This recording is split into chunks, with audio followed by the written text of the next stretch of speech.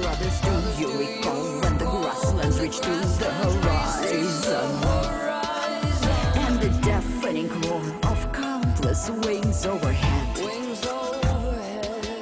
Back when Rome was a village and Britain the Emerald Island. Before we gave up on our future and buried our dead. So this is our episode 14, and it's Ancient Crete, Minoan Civilization. I just want to send out a shout, as always, to Marvine. Thank you for letting me use your material. You guys are wonderful. Also want to send out a shout out to Chazistine, which is I'm using some of their material as well. To Victor Fedotov, whose lecture I'm also using on Cretan history, and he's a specialist in Greek language, ancient Greek language. So this outfit I wore to club one time for Halloween, and everybody thought I was dressed as an Indian lady. I was actually dressed as Helen of Troy. I mean, minus the brassiere, that's pretty much what Helen of Troy would have looked like at the time when Troy was burning down. This is the typical Minoan female attire. And I have a lot of actually images for this particular episode, because I have been to some of these locations and actually photographed some of these places. But I do want to, as usual, start with a little intro. The gods have turned against us. The sacred lady, she who commutes with snakes, she who possesses the wisdom of both life and death, has turned her back on us and walked away. Only the rustle of her skirts remains. Only the imprints of her small sandals in the settling dust. And he, the one who's worshipped by all sea creatures, he, the mighty one, the raging bull, who rules over the purple sea and deepest underground, has been unleashed upon our cities and our lands. The sky turned black. The earth beneath me shudders, as if in agony. Its agonizing screams are echoing between the mountain tops. My people flee, afraid, disoriented, in families, in groups, leaving behind them all that they loved, their possessions clenched in their hands. How many have been killed beneath the tumbling stones, beneath the crumbling walls of our beautiful cities? How many will die yet? O gods, we have been blind.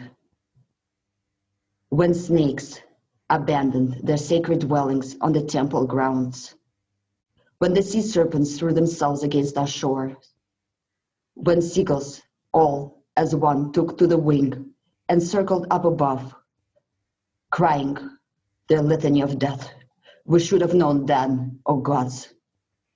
Give me a sign. Upon my knees I pray. What can we do?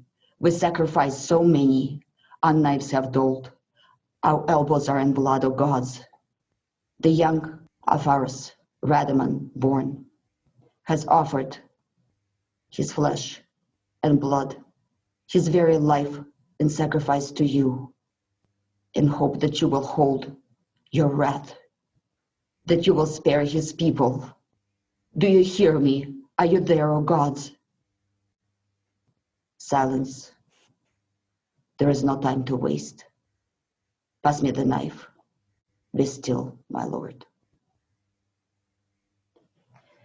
And that was my reconstruction, purely fantasy, on the subject of the eruption of the great supervolcano on the island of Thera, which is now known as Santorini. Yeah. Thank you. Brain is not functioning. I'm telling you, this course, it makes people dumb.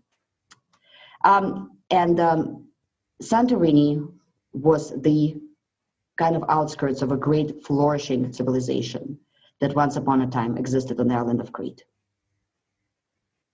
And it was discovered originally, of course, by Schliemann. And I'm sure you all know who Schliemann is. Everybody has heard of wonderful Schliemann, who has discovered Troy. I mean, he did discover Troy. He also destroyed Troy in the process of discovering it. But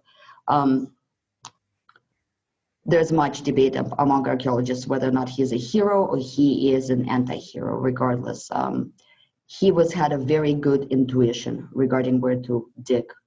And he had arrived in 1886. He had arrived on Crete, and he was attempting to purchase the land, which he suspected had some ancient sites beneath it. And it was the Kettle Hill in on Crete. But the hill's owner was upping the price, and they were, of course, bargaining for every single grape plant and every single structure on the land. And when they were about ready to sign the final sales agreement, Schliemann looked at the paperwork and he realized that some extra grape plants were added that he was asked to pay for that weren't physically there. And being a very astute businessman, Schliemann refused to go ahead and purchase that land. So in 1900, Arthur Evans did purchase the land and started excavating there and had made the discovery of his life. He has discovered the greatest, the most central palace of the Minoan civilization, and that is the Palace of Knossos. So Knossos currently is a tourist site. Evans did very, very, very heavy completion and kind of restorations, which many scientists are very unsure about how they feel about the restoration that he has done, because some believe that he was purely using his imagination. Others are believing that he did in fact base his ideas on frescoes and other artifacts that were found at the site, but these are some images from the Palace of Knossos, where I have been, and it is an amazing building. Of course, on the one hand, let me move you guys over so I can actually go through my pictures. On the one hand, it was definitely a palace. This is, by the way, the throne that was found in the palace. This is basin room, and I don't know if you can see some of the really nice basically frescoes on the walls. This entire palace was covered in frescoes, which we will talk about a little bit more.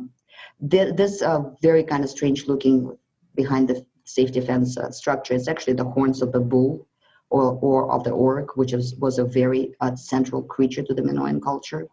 Some more images of the said palace. Let me move you guys over some more. These are some amphora that were preserved and found in the palace. This is a shot that's intended to kind of give you an idea, because the palace was at least 4 stories tall. They think it might have been taller than that, at least 300 rooms. It wasn't built at one moment. It wasn't exactly planned. It seemed like there was a kind of a core building that kept getting added to throughout history.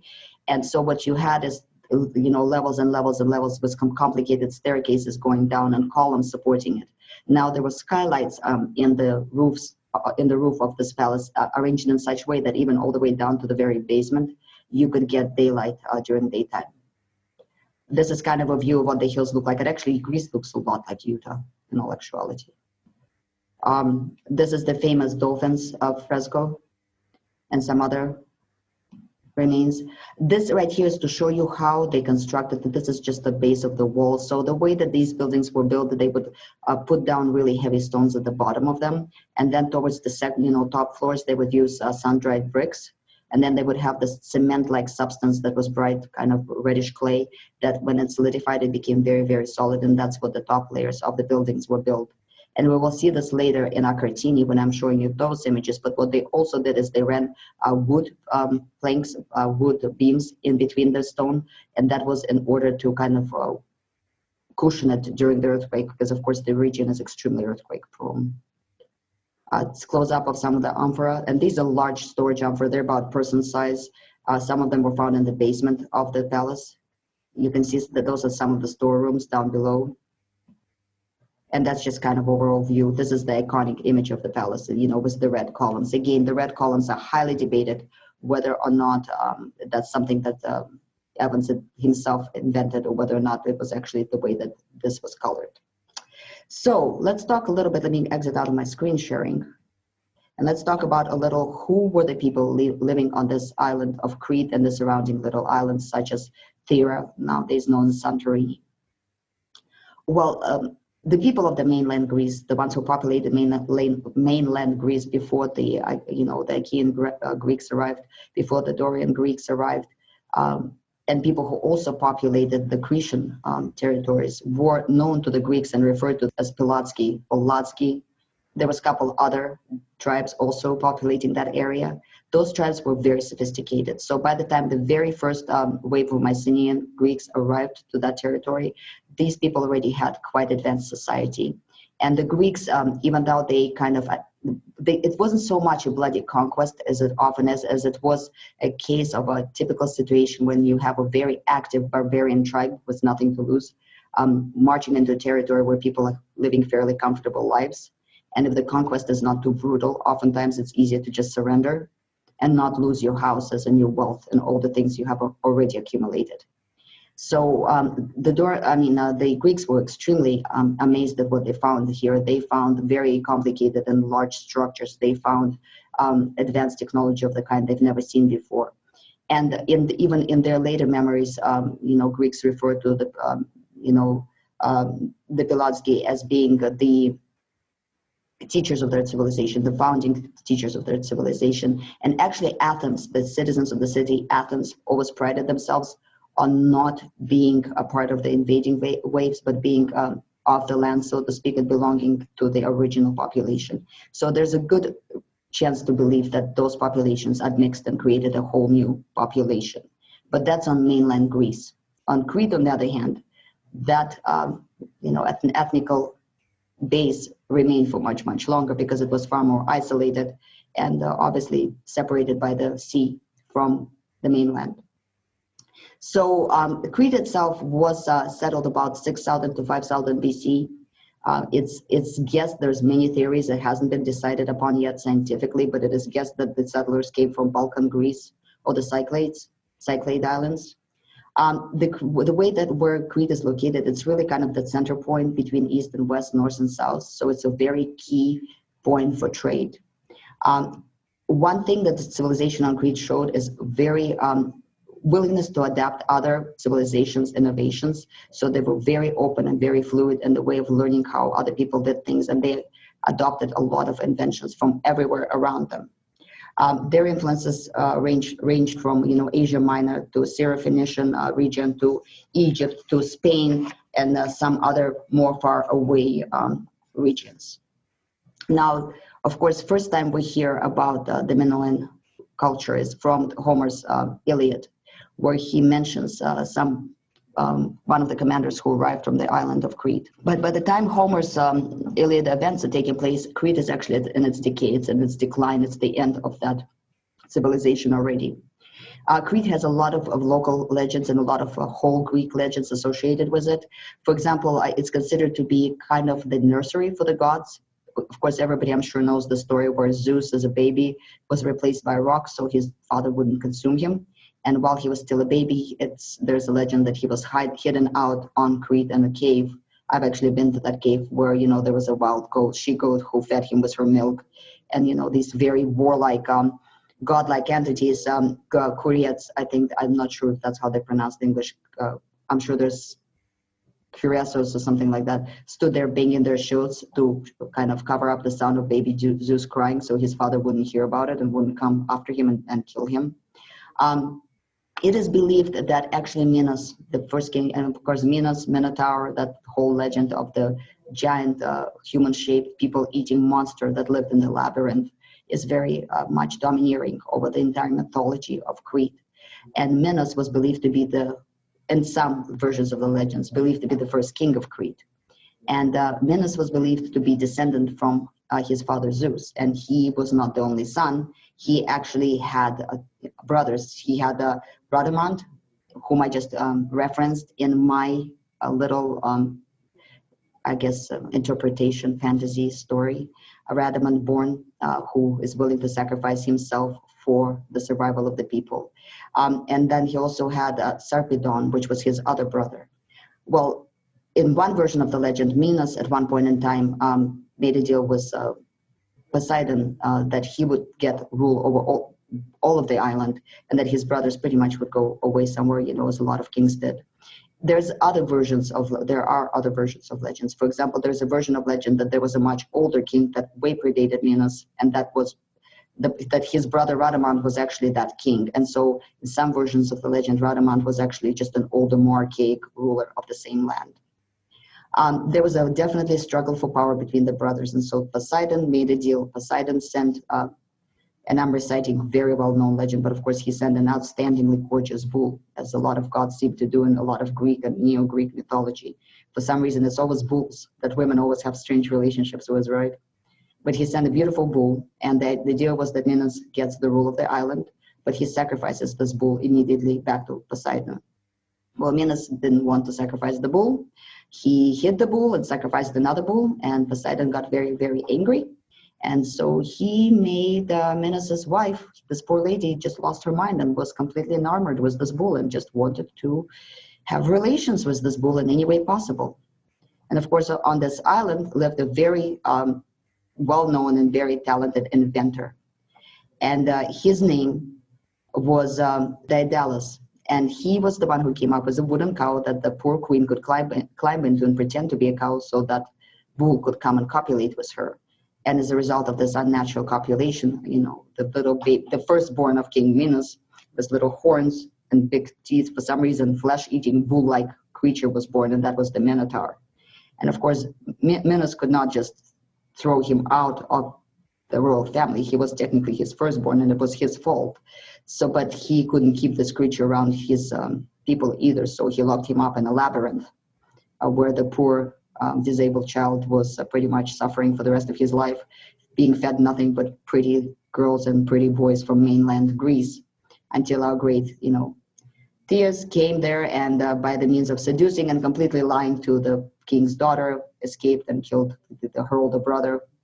And as most Greek heroes in general, their heroism is very strange.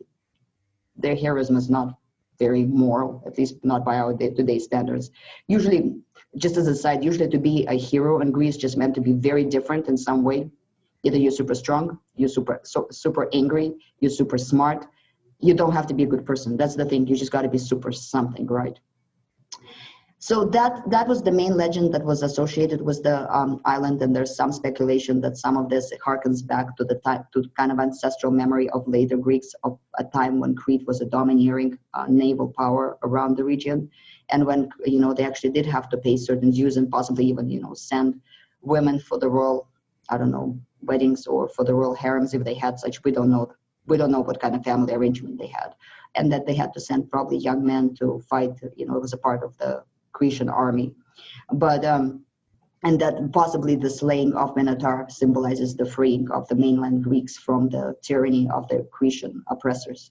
I have strong doubts about it. I think legends sometimes more from real life events that are political, but I think a lot of this is just the fact that later Greek invaders, when they looked at what was left of the palaces that existed on Crete, all they saw in front of them was convoluted, confusing, and very large construction. And some people think that the Knossos Palace ruins may actually be the site of the labyrinth described in this particular legend. I'm going to stop and see if anybody has anything to say. Anybody?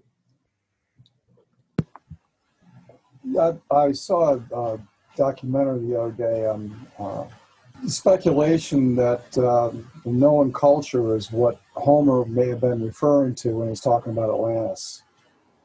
Yeah, that's a pretty common, and that's a back and forth situation because, when that supervolcano explosion on Thera was discovered originally, there was a lot of hooray about how that really was the Atlantis, because there's a lot of the descriptions, and it wasn't Homer that was talking about Atlantis, but it was, who was it? It was, it was helping guys out. It's Plato and his dialogues, wasn't it? Oh, Plato, okay.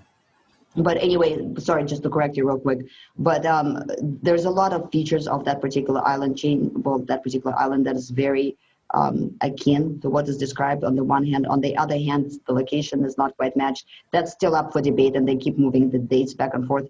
I personally think that possibly that legend was definitely inspired by, memories of that grandiose event, which we will get to here in a minute, and which was the event I was actually describing in my intro, and that is the absolutely catastrophic event of a supervolcano eruption. Because the island of Thera, and I didn't get a map ready for this one, but the island of Thera is a little bit off from Crete, but it's not a great distance. And it was just it basically was a volcanic, the top of volcano sticking up from on top of the water. It was very fertile, as a lot of volcanic lands tend to be, right? People were living there, and that's where the town of Akrotiri, which I will show you some pictures of, was also located. And then the Crete was the big island where the civilization flourished. Well, what happened is when the eruption happened, and this whole mass of water, mass of, basically soil and of rock and everything else went up. Water came rushing into the hole to fill it up and washed away majority of the island. So instead of a round island, we now have kind of a moon-shaped island, just a little sliver of one. But the tsunami that came from that, it actually rolled over pretty much entirety of Crete and destroyed that civilization quite thoroughly. Though they did try to rebuild after that for a while. It was a very catastrophic event, so I'm sure it left an imprint in the memory of the people who even lived for centuries after, even as late as Socrates and Plato. So, anybody else? All right, I think the volcano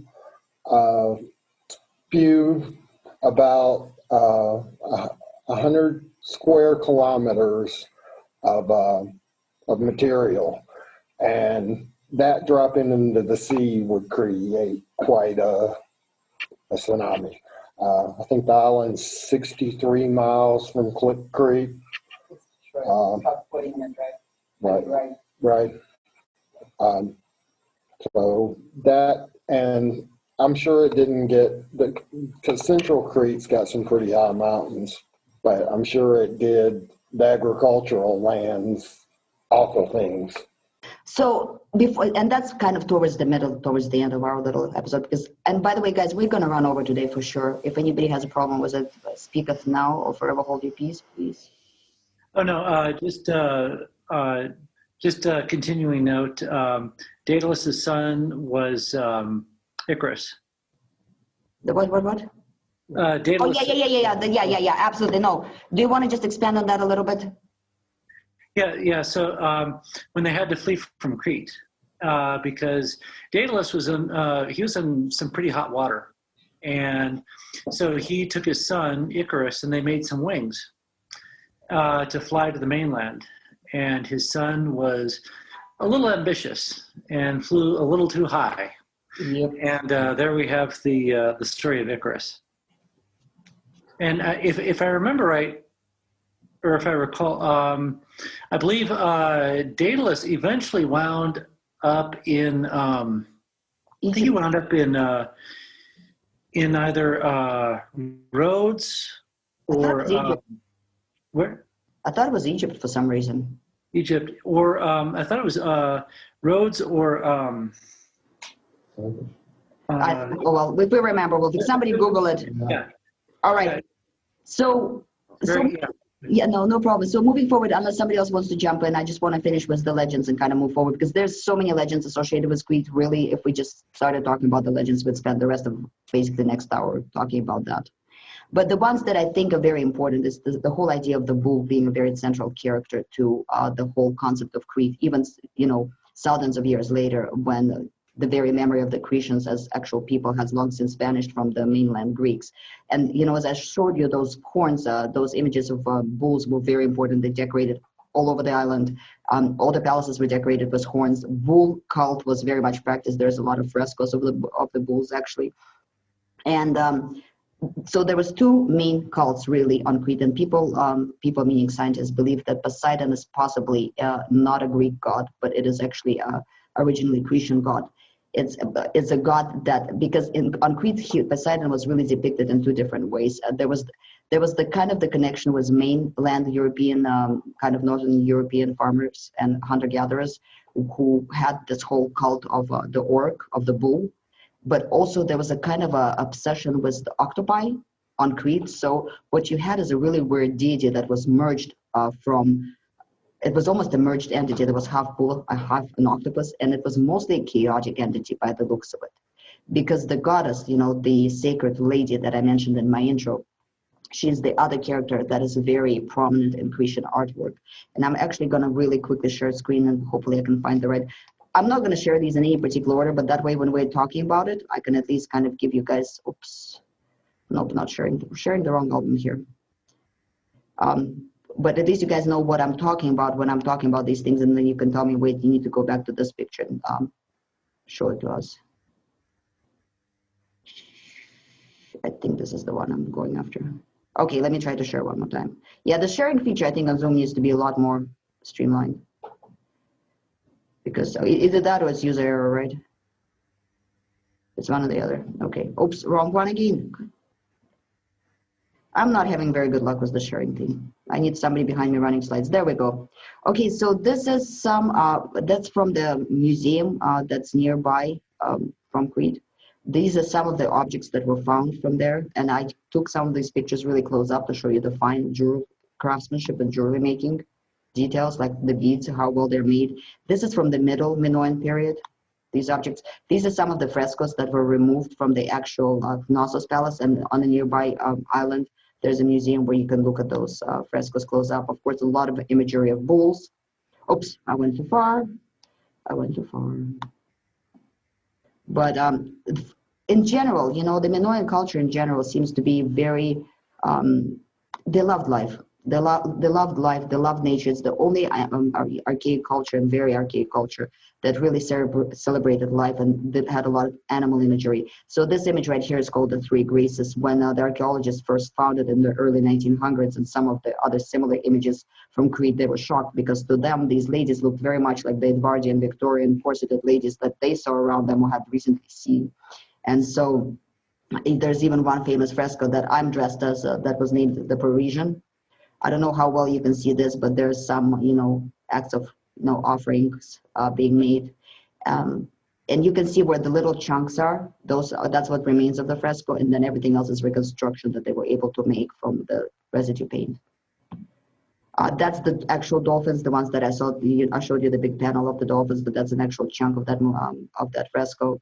This is another fresco. You see, very colorful. The color red in general on Crete seemed to be related to just the idea of life, and, you know, everything good. This is a very interesting fresco. If you look up closely, you see that these are little blue monkeys. Well, of course, there were no monkeys on Crete, and there was a whole huge detective story about what kind of monkeys these were.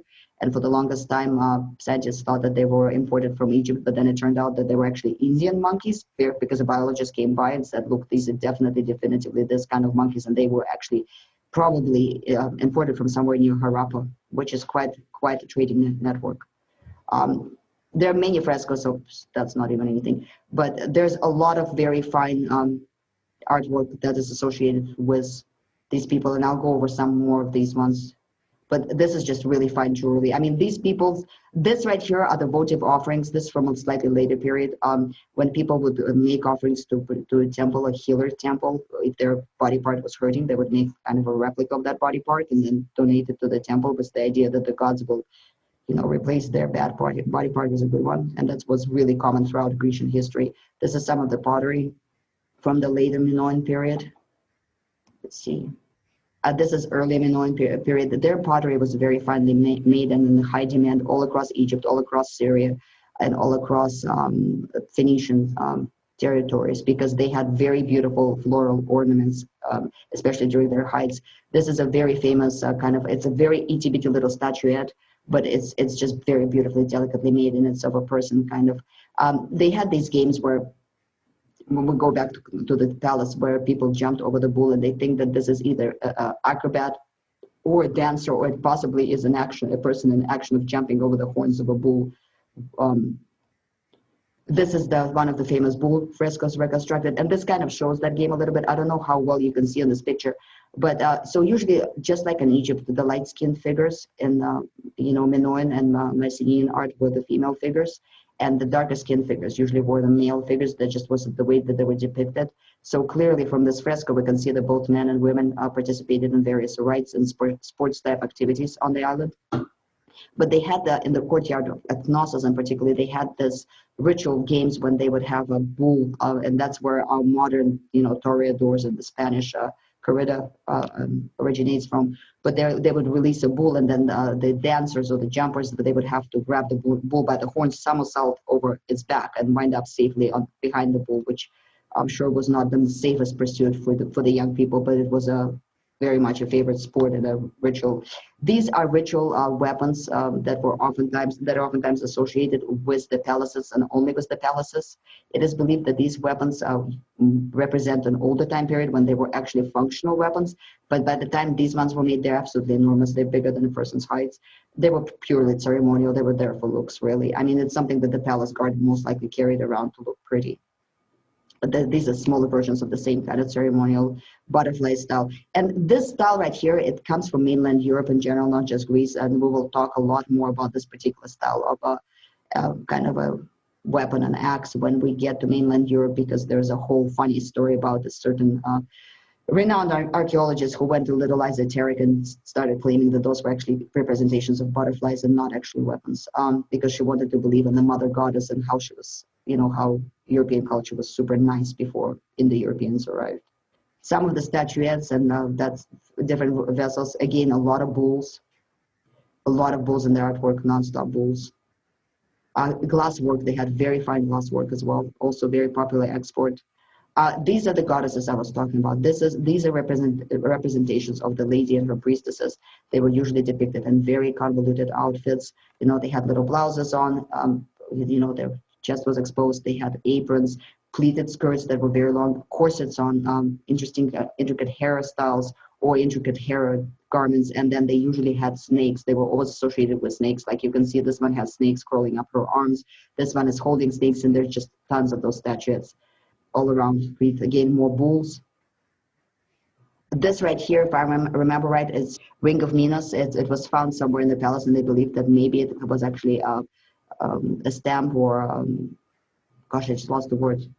Signet, the like signet ring that belonged to actual King Minos, but that's just hearsay. Some more amphora, more bulls. And this is from the later Minoan period, when the actual civilization went on the decline and their artisans were not as good anymore as they used to be. This is their very beautiful, early pottery style. And this right here is the way that they buried their dead. Oftentimes when you did not have a royal kind of or nobleman's burial, they would bury their dead like that in a pot.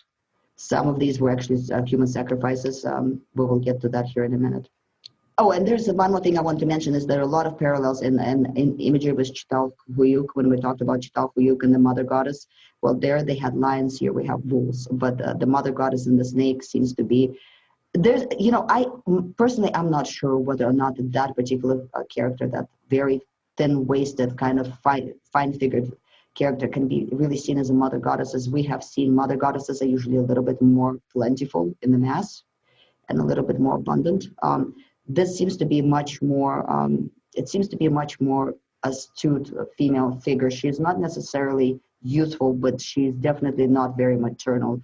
And to me, that's why I called her the lady, the sacred lady, because it seems to me like she may be a representation of one of those goddesses of both life and death. That is not all about reproduction, but more about enforcing a balance or some sort of thing. Again, this is complete speculation. Unfortunately, their oldest system of writing, Linear A, has not been deciphered, so we have no idea what these people actually thought about themselves. And what Greeks thought about them is mostly mythical and magical. I'm going to stop and see if anybody has anything to say. Am I coming through okay? Oh, yeah, you are, Ryan. It's good to see you, by the way. When it comes to, the mother goddess, it tends to be more focused on, obvious attributes of maternity. Yep. Of course, when people think about those types of deities, whatever, it often is about protection and other roles that really do not focus on that. So it's not surprising to see that. It's basically all I had to say, though. Right. Anyone else? It's, looking at their level of artwork and what they're depicting and how they're depicting it, they seem like actually very happy people. Like, things are good. I mean, life is good. So you see a lot of you'll see a lot of sport. You see a lot of play. You see a lot of depictions of youth and beauty. You don't see many depictions of warfare. So it seems like they're coming, if you will, maybe from a natural place of where they were surrounded in their cultures around them, from a place of strength, and they're in a good place, and they're thriving. Absolutely. Anybody else? If not, I'm going to continue. I was just thinking about that, those guys jumping over the bulls and what kind of training that they would have had to go through to be able to accomplish that kind of a feat. It would have had to have been months, maybe even years, probably months before they could even attempt something like that. Absolutely. How would they go about training like that? They'd have to have some kind of prototype set up with horns that they would roll over. I'm thinking I saw that one statuette of that one guy going over with one hand. Gee, would it be possible that these guys are such great gymnasts that the bull would come running towards them and they would jump up and do on one hand or do a handstand and do a rotation over the top and end up on the other side? You know, all kinds of possibilities are just running through my mind with this. Absolutely. No, and you have a good point. But, I mean, this is mostly funny, but maybe they just started with baby calves, when they were young. Yeah. Without horns yet? I don't know. Who knows? Yeah. So let me tell you a little bit more about Crete in general. Now, Crete is covered in mountains. Some of them are as much as 2,400 meters above the sea. It was extremely forested at the times we're talking about, and it gradually got deforested to where now it's just a rocky kind of dry land. And of course, with the deforestation, the water also left the island. So what used to be very, very fertile lands really turned into kind of a rocky terrain nowadays. Also, there were significant changes to the way that Crete sits in the ground over the past 1,500 years. There was a catastrophe that, the Thera catastrophe that happened about 1,600 years ago or so, and some catastrophes since, because it is a very earthquake-prone region. It actually tilted the island on its axis to where it kind of, tilted over. So the eastern side of the island dropped, and we lost some settlements and a lot of the coastline and some of the older cities underwater. But then a western side actually came up. And in the process of all these changes and these catastrophes, what we lost is majority of this comfortable sandy beaches that they used to have. We lost a lot of the, places where you can safely lagoons where you could park your ship. And there used to be also like a ring of reefs around the island that got just wiped out by the Thera catastrophe, which was a protective, very comfortable for the locals and probably not very comfortable for the pirates, kind of a natural protective barrier around the island. And the whole island was originally interconnected by tiny itty-bitty mountain trails that you really couldn't even travel on with any sort of an animal. Most of them you could only do it single file on foot. And so later on, when they started constructing roads and the civilization started growing, a lot of these mountain trails were kind of copied by more land-lying roads, mainland roads. So this originally the population arrived, they think, onto this island about 5,000 BC, and it was Neolithic Northern European farmers. And then later on, there was and these people were very light-skinned, fairly light-skinned, and Northern European hunter-gatherers types. And then the Balkan Mediterranean type arrived, which were people who were much more like modern-day Turks, a little bit darker skinned, but still, Europeans. So even before the Greeks came anywhere near this island, even the original, authentic population of this island was already an admixture of two different phenotypes. The Bronze Age started around 3,200 BC on this island. And so typically the time periods of the chronology of the history of the island is broken up into early, middle, late, and then Mycenaean periods. So the early period that lasted between 3,500 south and about roughly, and all these dates are very rough, to about 2,100 BCE. That's when they had their own individual Minoan Bronze Age. People originated there. They lived in caves up in the mountains. They had a lot of cave dwellings. Cities weren't defended. Because as humans, as the civilization progressed and they started conquering nature around them, there was less and less dangerous things around. So there was really no reason to build any sort of walls. And the society seemed to be flowing fairly harmoniously within itself. They have found burials from that period of time. They have found ceramics, stone statuettes, seals. The people were living in 2- or 3-story apartments, even at that time, even that far back. As I already mentioned, the bottom parts of the apartments were made out of really heavy stone blocks. The tops were made out of kind of sun-dried bricks with that red clay protective cement layer. They were fairly sound and they looked surprisingly modern. As a matter of fact, I'm going to pull up Akrotiri. Even though this is later for Theran explosion, I still want to show this to you guys. Akrotiri. Okay, there we go. So just to give you an idea what these cities looked like. So these are some pictures I took in Akrotiri. Now, the Akrotiri died, that explosion, that huge volcanic eruption happened around 16 plus or minus 100 years, 100 BC. So this is a small city on the outskirts of the civilization on a nearby island that's today called Santorini. It was known as Thera. You can see somebody's wash basin right here. This is, and multi-story buildings, like I said, staircases. This is kind of a view. So the way that the excavation is set up, you're standing up on the top floor, you're looking down, and it has floors that you can go on. So it was kind of a very complex city structure. And it was vast. It was really vast settlement. Was paved streets with multi-story buildings. This is a public staircase that was going between different layers of the city that got crumbled by the earthquake that happened during that eruption. This is somebody's storeroom that just got preserved that way at the time of the catastrophe. Not a very good picture, but those kind of layers right there, that's a paved road right here. So this was a walled off area, and then there was a paved road where people would travel on. But you can see that this was city blocks. They were literally city blocks with windows and doorways and staircases that went to different levels. They look surprisingly like modern cities. That's a window with somebody's wash basin again in the window.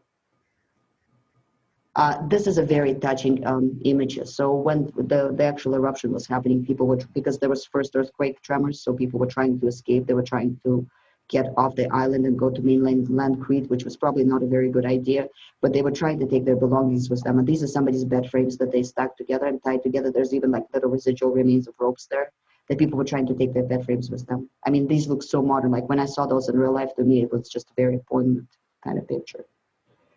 This right here, remember how I mentioned that there were wooden timbers in between the layers of the stone? This is, kind of corner of a building. You can see how those were used to basically create kind of shocks against earthquakes. That's somebody's bathtub that got left out because they did have those. Again, more pictures of the beds. So these were fairly sophisticated cities. Like I said, these cities, even as early as 35 to 2100 BC, they were fairly sophisticated. They, like I said, they lived in those apartments, and they also had these large round burial tombs that seemed to be ancestral, kind of a family tombs, because some of these tombs, they were very large, in diameter as much as about 45 feet around, and some of them had as many as 100 plus burials in it. So it seemed that they were used for generations. They were large round burial tombs. Usually was east-facing entrance. So towards the middle Minoan period is when Minoan civilization really had reached its heights. First palaces were built at the beginning of it. Knossos was built about 2100 BC.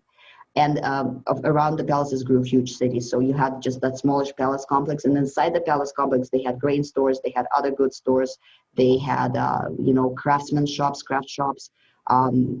Inside the palace itself, they actually had craftsmen working, and they were exporting a lot of fine goods like jewelry, like fine pottery. And they know this because they found basically raw materials as well as finished works of various crafts. They had sewage, they had running water, they had the entire sewage system. They had narrow connectors in their piping designed in such a way that they actually did have flushing water, like literally flushing water. Using the water pressure for fast wash off in certain areas as needed. Their jewelry making reached a level comparable with Egypt, if not higher. It was highly exported all over the known world. Up in the mountains, they started building temples, and those places where those temples were built in much later classical Greek tradition were considered to be associated with various legendary stories of birth of various gods and other such creatures. First writing and pictography pictography was developed already in the early Minoan period, but towards this period in time, the first writing started appearing, the first writing system, and that's the linear A, that's not deciphered. The palaces were covered in very fine frescoes, artwork, finely decorated furniture. The houses, even the commoners' houses, seem to have something like window glass. What they would use is kind of parchment type material, made a little bit thicker. It wasn't exactly parchment, but they would oil it so it would serve to let the light through, and they would still have protection from bad weather. The Festus disc, if I'm pronouncing this right, the famous mysterious disc that was found in Greece belongs to about that period. was found in 1908 and still hasn't been deciphered because it seems to have a whole separate writing system in it. Nobody knows what it is and what it's for. It's been very much debated in history, and both in history and esoteric kind of conversations. Knossos Palace itself at this point in time came up to about 3 to 4 stories tall at least. It occupied an area of about 1.5 hectares, and the city itself occupied about 270 hectares. They had many cities. You know, the palaces seemed to be just the central focal points of the local cultures.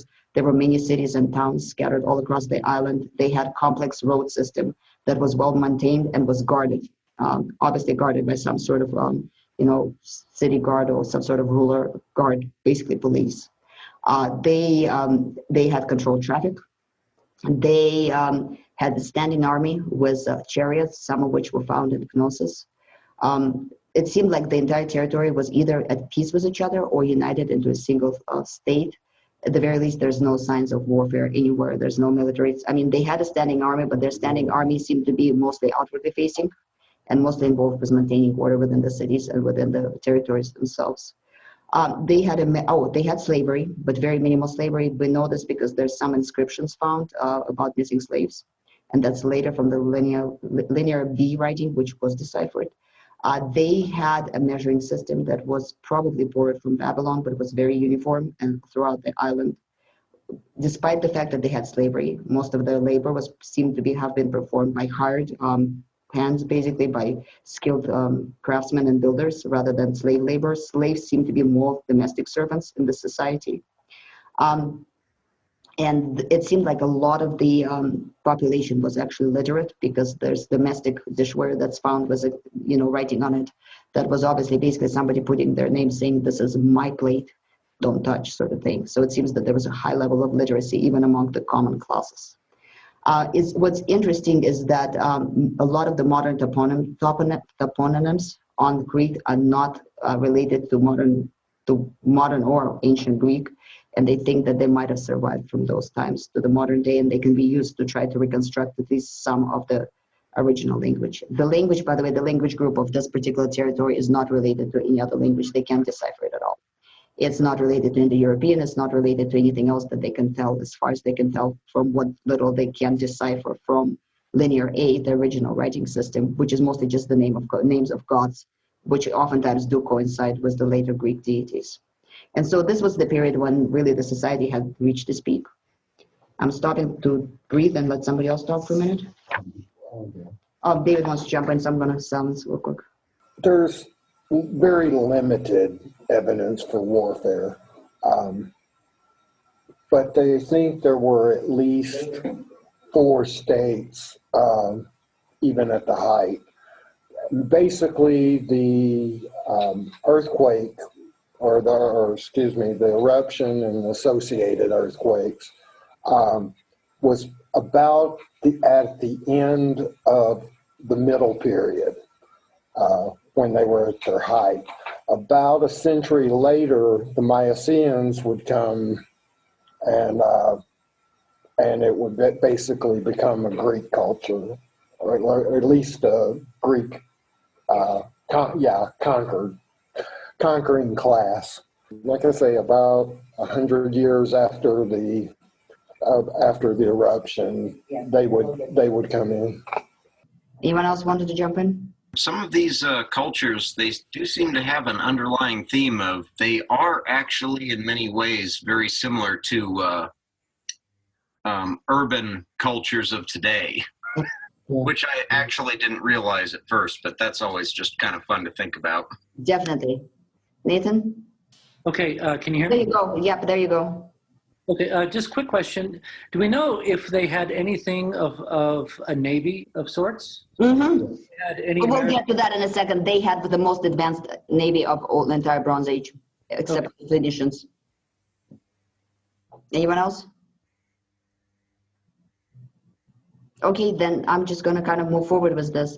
So that's what I was going to cover next, and that is the trade. Now, these guys traded a lot of different things. They manufactured very fine ceramics that were very popular, fine thin glass, which their ceramics were decorated this red on white kind of, paint with floral and nature designs, which was unique for that time.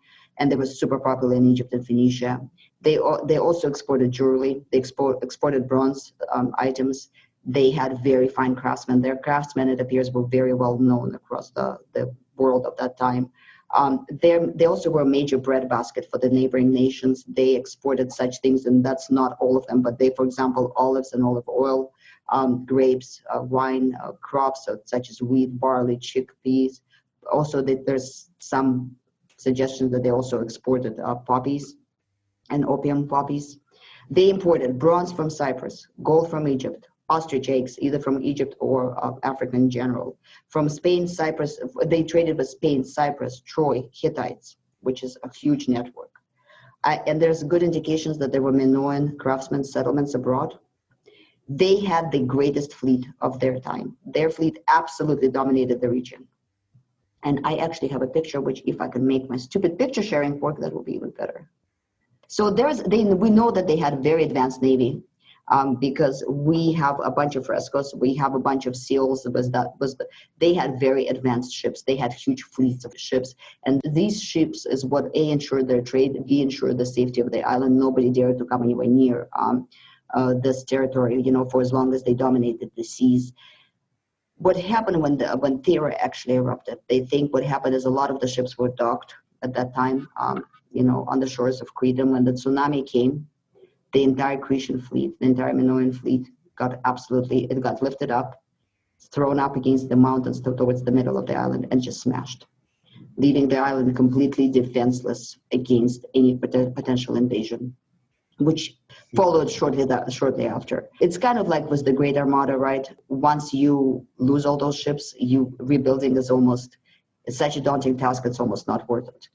A really touching little detail is that because Egyptians and these guys, they had really well-established trading networks. Well, the explosion on Thera was so intense, you could see it literally from almost every part of Earth. And Egyptians saw that there was some sort of catastrophe happening at that time towards the direction of their neighbors.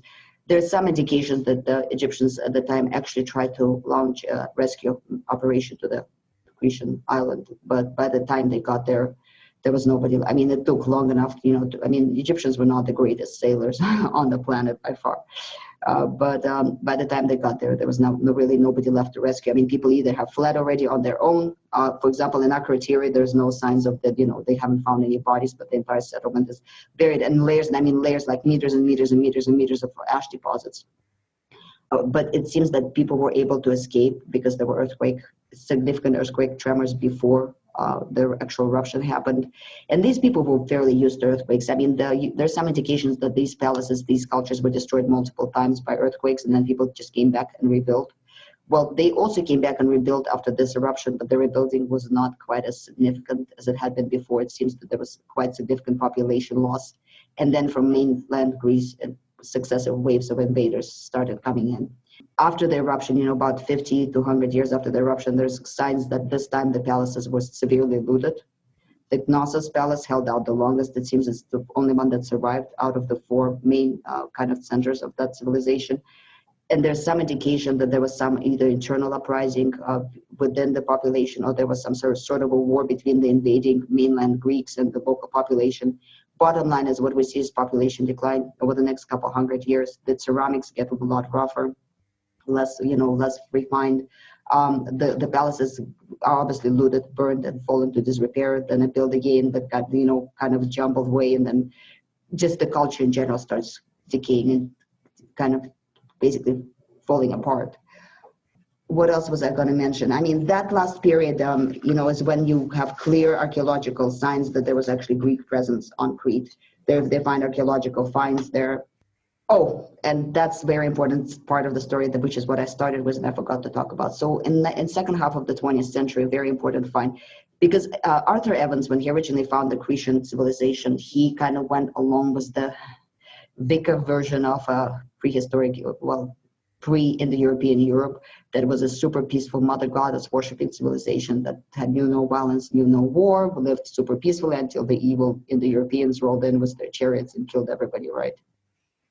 Well, in the second half of the 20th century, they started getting finds in Crete where they were finding clear signs of human sacrifice. In some cases, there were sacrifices of children in fairly decent numbers for that society. So what somebody said earlier about it being a very kind of fun-loving, kind of nature-loving, happy society, yes, it was a very happy society that was sacrificing people and children in particular. And by the way, these were their own children. These were not some slaves. These were not captives. These were children from within the society. And was a very unique find when they actually found the temple, and they believed what happened is this was happening as the Thera volcanic eruption was taking place. You have a young man about 18 years old on the altar ready to be sacrificed. You have the priests with sacrificial knives around this particular youngster. And what happened is the roof of the temple actually collapsed and killed everyone. So you have this human sacrifice in its midst, literally found in an archeological record. So there's some belief that possibly the culture was very positive until they started having these horrible earthquake tremors. And when people are very terrified, oftentimes they try to appease the gods by most unconventional means. So to where human sacrifice may have been practiced in this culture occasionally, as a special sort of event, it seems that around the eruption, people were doing it almost desperately in an attempt to save their lives and save their culture.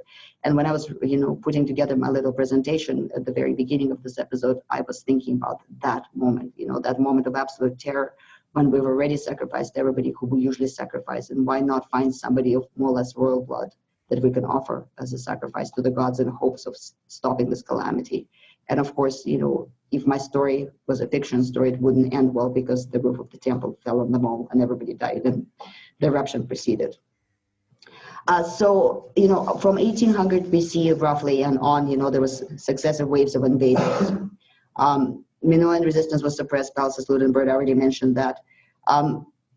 Basically, at this point in time, by 1450 BC, all other palaces were destroyed, and the Knossos is believed to have survived as late as 1370-ish BC, but it most likely was populated by no longer the locals. It was populated by the new invading Mycenaean elite.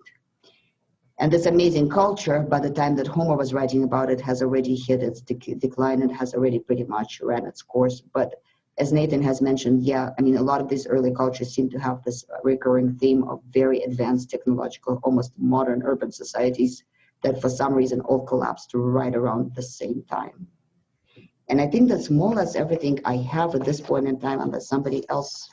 They had very widespread trade networks.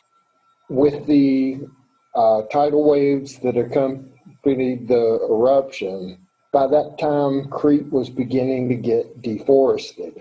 And it's hard to build ships without massive trees. So that could have been a contributing factor. This is also roughly the times of the Bronze Age collapse everywhere. Those tidal waves could have well been part of it.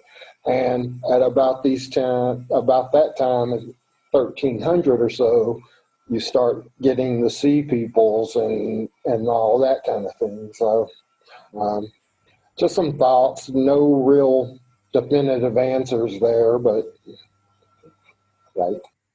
And I see that Dustin is waving. No, I'm waving. Okay, cool. I wanted to chime in on the eruption and the resulting tidal waves, because this is an area that I actually researched for a novel, this whole eruption sequence. So for those of you who are not familiar, present-day Santorini essentially is just a semicircle of land in what used to be a fairly significant island, certainly nowhere near as large as Crete, but it's fairly significant for the Greek Isles. And the eruption essentially blew the cone in the middle of the island to pieces. It was something like, I think David mentioned, it was like 100 cubic kilometers of rock and debris. I know it was over 50, but I'm not sure exactly how far or how much of it was, and blew almost the entire western side of the island off. And Crete lies about 70 miles southwest of Santorini. So it's essentially almost like a big giant water arrow pointed right directly at Crete, this eruption. So the tidal waves reached, we think, somewhere around 500 feet when they hit Crete. They were obviously much larger when they were first formed in Santorini. And a tidal wave that large is going to probably strip most of the topsoil off the island. So, as we've already pointed out, when you start deforestation, the soil gets thinner, and then you have this type of event, and it's going to wash pretty much everything right off the island. So it had to have been uninhabitable for a period of time after that. And by the way, this eruption is actually the largest recorded, or that we have evidence of, in human history. Is that the correct image I'm showing here? Yeah, it looks that way. Yeah. Yep. So it goes to show, the entire center and basically over half of the island went up in the air, boiling the water around it, and pretty much just famous hot steam chunks of rock. Santorini today is an absolute, I've been there, it's one of the most beautiful places on earth. Really, but it has a black sand, and it's just a steep mountain, that you have to climb up to come up to where the cities are. And there's no beaches at all. It's just, it comes straight out of the ocean. But this whole chunk of this, it all went away because it was a crater with that little kind of lower dip in the center. And when it blew up, it just blew everything to smithereens, really. But I'm going to stop sharing the screen and see if anybody else has anything else to say. Okay, it's surprising anything's remained at all. Yeah. Through the violence of such an eruption so close. It's amazing anything remains.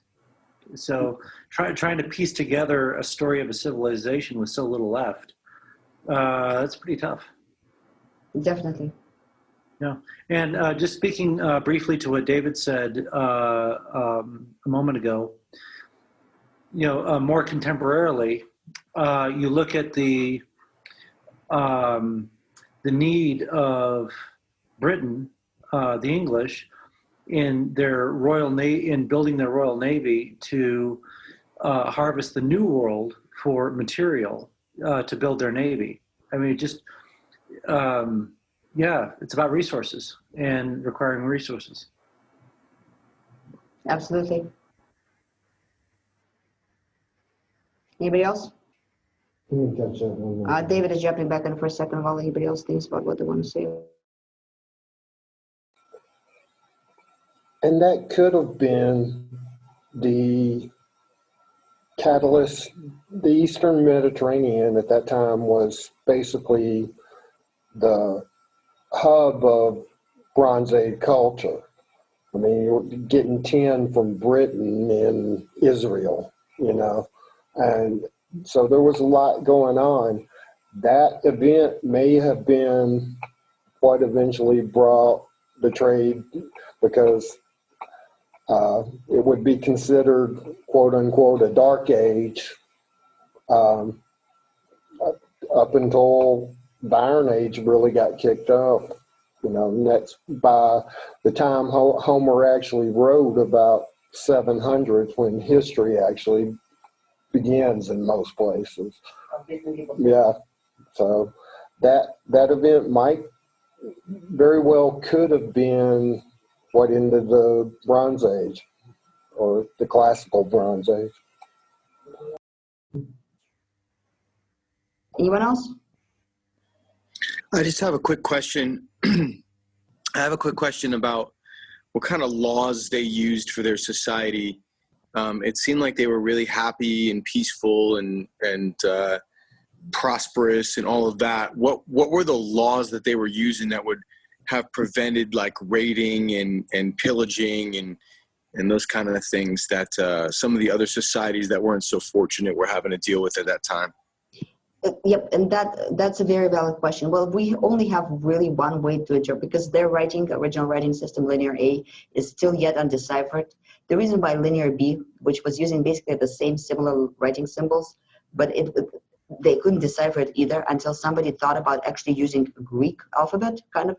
So basically, it's a Greek language written down with a completely different writing system. So they were able to decipher Linear B, but Linear B came in much later, and Linear B is mostly just their accounting records, basically. Linear A, on the other hand, is obviously a completely different language group, and they have tried to decipher it, and they still have not been able to. So most of their records, there's quite a bit of records. The problem is we can't read them. But what we can decipher from what is seen just in the artwork is most likely, my guess would be Crete is still a fairly small territory. It's not the size, nowhere near the size of the Harappan civilization, which spawns absolute, just ridiculous vastness. It's not even as big as Egypt. So you have a fairly cohesive and limited society that is homogeneous, more or less, within itself. It seems that they did not have a pronounced ruler. There's one fresco that is claimed to be kind of the priest king, again, kind of just named that. It seems that males and females in the society had more or less equivalent, if not equal, roles. The women were always very elaborately dressed. When we get done talking, I'm gonna ask David to kind of move the camera up and down so that my whole getting dressed up today for about 3 hours is not gonna go to waste. But the women had very elaborate outfits, but it seems that they played very important ceremonial and social lives. On frescoes, they depicted intermixed with the men, performing all kinds of functions. That cult of the goddess with the snake, of what I call the sacred lady, is very prevalent. And she is usually actually depicted kind of controlling, subduing, or straight sacrificing the great bull, which is sometimes seen as a representative of masculine, and sometimes seen as a representative of Poseidon and the forces of the sea. But there doesn't seem to be any single identifiable ruler. It seems like most of their social events were taking place in the courtyards, very large courtyards of these palaces, and there was definitely an elite, but there was not a single ruler. So we really don't know how this place was ruled. There was the four main, centers, the four palaces originally. At one point in time, two of them were competing against each other. Towards the end, there was just the Knossos left. But why that was the case, whether they were ruled by different rulers or they were ruled by a single ruler with different, regional administrative centers, we just don't know. We just don't know, unfortunately. They did seem to be very cohesive, just based on their, they had uniform ceramics across the island throughout most of the periods, uniform burials, there were uniform measuring systems. So there was something going on. We just don't know anything at all about them, unfortunately. Sorry I couldn't answer it any better. I wish I knew more than that. Anyone else? Chime in for a moment. This is kind of about what David was talking about. We are basically getting about to the cusp of where the Iron Age comes in, is my understanding almost, but I'm not really sure if the metallurgy is really so much the issue as much as the social disruptions.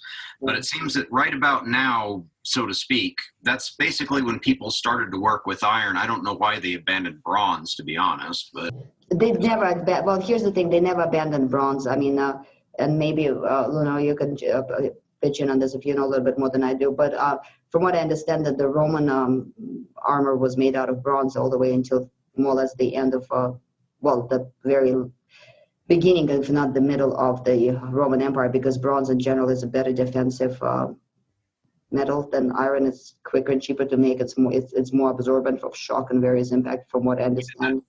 That was unfair of me, actually, to describe it that way. It's not like anybody abandoned bronze. That's not accurate at all. Okay, I just wanted to make sure. To answer your question, Ryan, two things, or rather to comment on your comment. First of all, we're not quite getting to the Iron Age because we still got to circle back, hit the mainland Greek territories, which is Mycenae, and the surrounding Greek city-states. Not even city-states yet. We got to hit the Hittites. We got to go back to the Middle East and hit Babylon and all that lovely stuff, Assyria.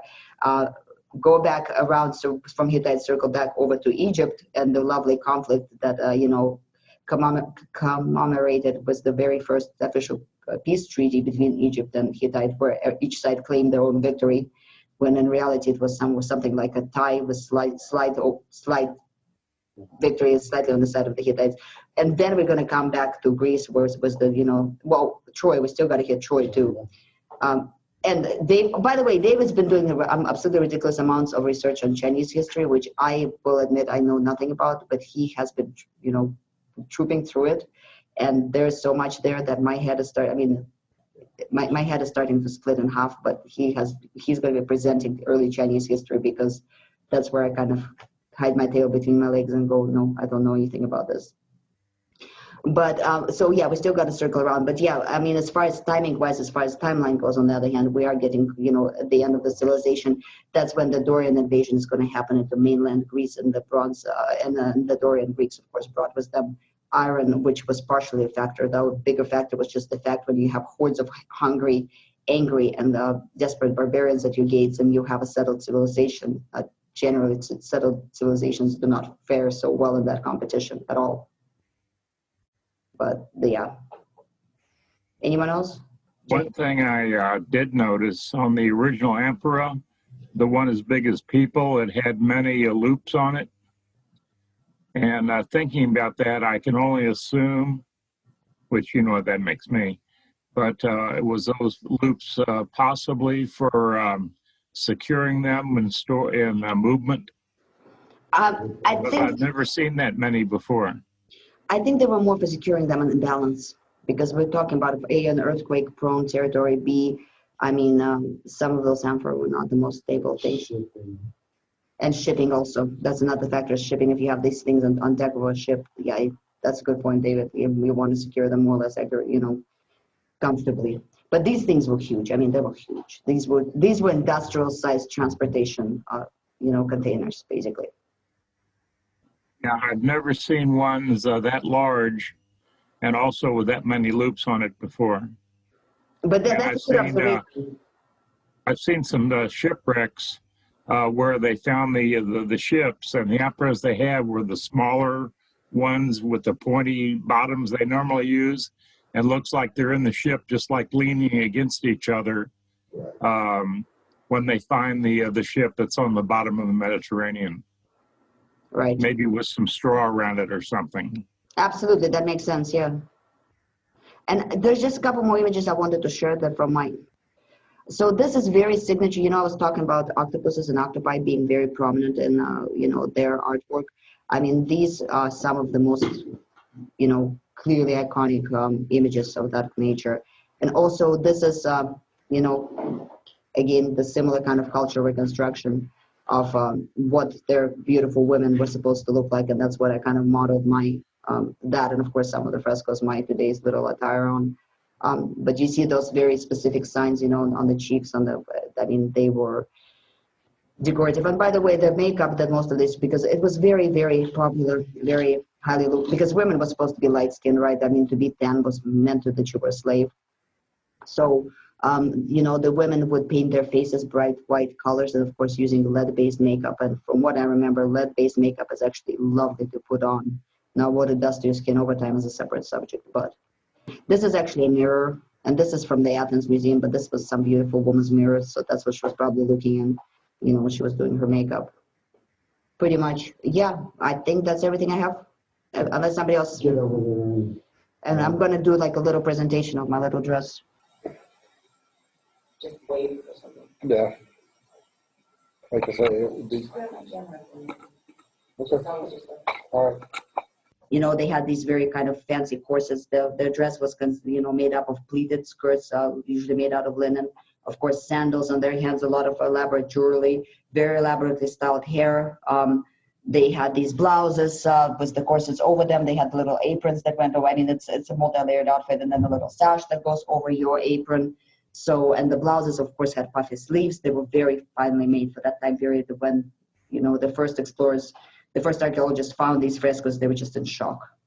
I mean, I think one of the most famous frescoes is known as the Parisian, because she looked just like the Parisian fashionistas of that time period. So that's pretty much, I think, everything I got. Nice digs. If I don't get compliments on my hard work, I'm going to get very offended at everyone. No, seriously, somebody back me up. No. Yeah, you look great. No. Absolutely fantastic presentation. And, Well, thank you. having a costume made a big difference too. Because it put us there. Yeah. I guess I better do Babylonian before it gets warmer, because I mean the amount of wool that they wore and the amount of like dragging behind them fabric that they wore, and the gold on that fabric was just, I think you would die in summer months. Fantastic presentation, and the hair just beautiful. Well, thank you guys. So next time we're gonna go back to Thursdays if nobody minds. 7 o'clock Thursdays as usual. And I think I'm going to do the mainland Mycenae because it's a connected culture and kind of cover the Trojan War within that whole epoch. We got to do a little something on the Trojan War and Homer.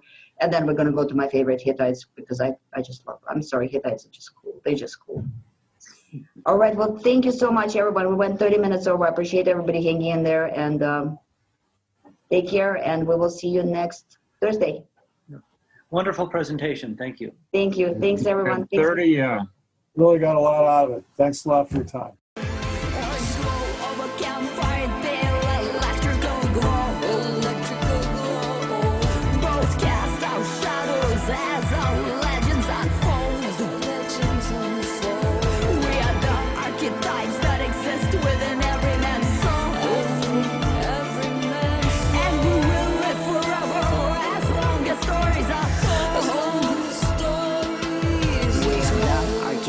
That exist within every man's soul. And we will live forever, or as long as stories are told.